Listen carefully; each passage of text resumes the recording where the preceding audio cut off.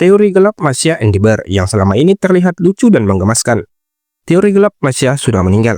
Salah satu teori paling menyeramkan bahwa Masya sebenarnya sudah meninggal, dan semua yang terjadi di hutan bersama si burung hanyalah halusinasi atau dunia setelah kematiannya. Teorinya menyebut Masya mengalami kecelakaan fatal seperti tertabrak kereta api karena rumahnya berada di dekat rel kereta api. Setelah kematiannya, ia masuk ke semacam limbo, dunia antara hidup dan mati. Dan si beruang adalah semacam penjaga atau makhluk spiritual yang menemani Masya agar tidak terasa kesepian.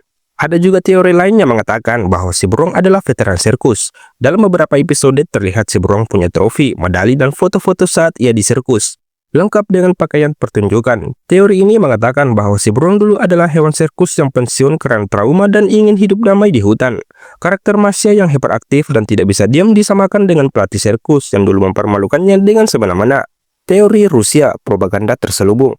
Teori ini mengatakan bahwa Masya Endeavor adalah bentuk propaganda halus dari pemerintah Rusia. Karena si beruang dilihat sebagai simbol kekuatan Rusia, besar, kuat, namun sabar dan penuh pengertian. Masya sebagai gadis kecil Rusia selalu bisa mengendalikan si beruang, seolah-olah mengatakan bahwa anak Rusia bahkan bisa mengatur kekuatan besar.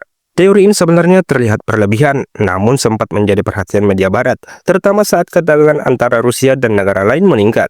Ada pula teori yang mengatakan bahwa semua yang terjadi di serial ini hanyalah dunia imajinasi Masya yang mengalami trauma atau gangguan mental. Tidak ada orang lain di dunia Masya, semua karakter hanya diam, tidak berbicara, seolah hanya imajinasi di kepalanya. Sekali lagi, ini hanyalah sebuah teori. Apakah Masya benar-benar hidup? Apakah si burung nyata? Atau semua hanya ilusi dalam kepala seorang anak yang kesepian?